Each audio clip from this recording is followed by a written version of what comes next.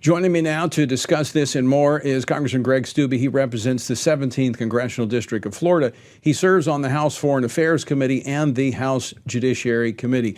Congressman Steube, welcome back to the program. Yeah, thanks for having me. Good to see you. Like all of us, I'm sure you are horrified by the latest images from Ukraine. The sanctions have failed to put a stop to the Russian invasion of Ukraine. What, if anything, can the United States and our allies do to put the brakes on this invasion?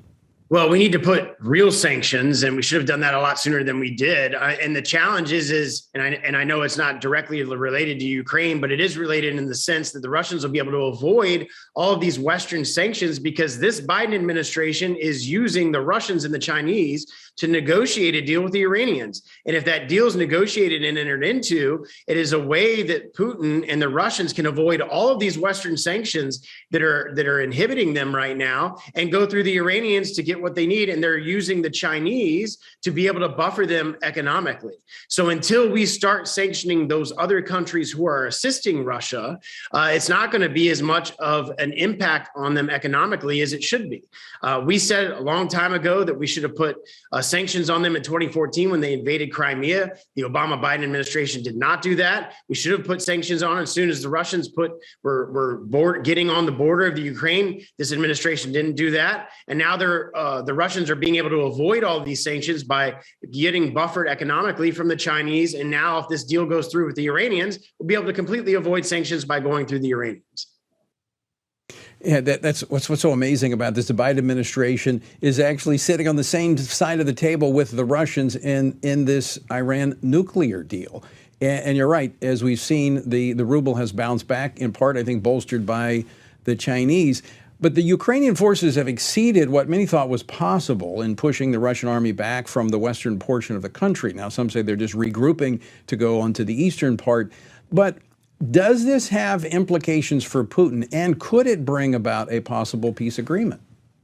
I think it definitely has implications as long as the Iranians keep fighting at the level and the veracity in which they're fighting. And as long as countries like the United States and other countries in NATO allies are sending them the weapons and defensive type of things, then they need to be able to defend themselves and be aggressive in their defense of their country and move the ball forward as far as pushing Russia back into Russian territory. So it absolutely is something that the NATO allies and the United States needs to be involved in and allowing them and having the weapons to be able to defend themselves. And you're seeing a true turning of the tide.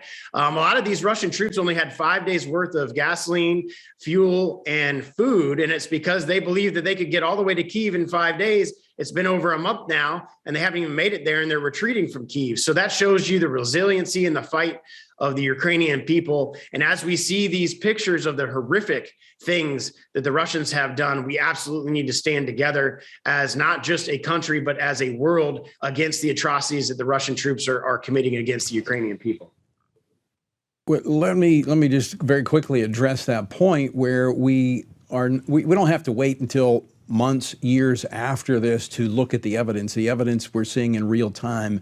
President Zelensky calling this genocide. Now, that's a technical definition. I'm not sure that this meets that definition, but certainly war crimes have been committed. Is there a red line that we should say they can't cross without bringing the rest of the world into this situation more directly? Yeah, and that's a challenge I think a lot of leaders face. Look, I don't support sending troops on the ground in Ukraine. I don't support our airmen and our fighter jets fighting in Ukraine. But at some point, when you see these images and you know that civilians are being intentionally targeted, it certainly makes you think twice about at what point are the other nations in Europe going to engage to simply support the human rights and the people, the innocent lives that are dying in Ukraine, and at least push the Russians back into their own territory. Certainly something that people are going to have to continue to have conversations about. I don't currently support troops on the ground there. I don't support doing airstrikes there, but I certainly support giving the Ukrainians all of the things and weapons that they need to be able to defend themselves. And I think that the European neighbors that are right there should be doing more to help them and push back, because obviously geographically it affects them in Western Europe a lot more than it does us. Agree 100%. We should be encouraging them and supporting them to take more direct action. Switching gears, you've been a bold supporter for your state's recent parental rights and education bill and are stepping up now to criticize Disney's attempt to placate the left by criticizing this bill. Given all of the benefits that Disney gets, I mean, they have their own entity there. They're able to pass their own laws there at the wonderful world of Disney. They have tax breaks. They get special considerations from Congress. Is Disney skating on thin ice? I absolutely think they do. And thankfully, we have a governor in Florida who's not just going to go along with what the establishment says and go along to get along, and is actually going to fight for the people and what the people believe in. I had a conversation with Spencer Roach, who's one of the people that have talked about that piece of legislation and whatever I can do to support them as they move forward in that piece of legislation at the state level. And we will absolutely be looking at things at the federal level. If there are specific tax breaks for amusement parks and those sort of things, absolutely, I agree with Governor DeSantis in the fact that private businesses should not be getting privileges and special treatment by the government. They all should be treated the same. And certainly when they're projecting their own political ideology on the American people, the government certainly shouldn't be giving them privileges. I mean, I think we are at a tipping point with woke corporate America pushing their liberal social agenda. It's not even liberal. It's a leftist, far left social agenda, but they are consistently looking to conservative Republicans to give them favorable economic benefits. When will they wake up and realize they can't have it both ways?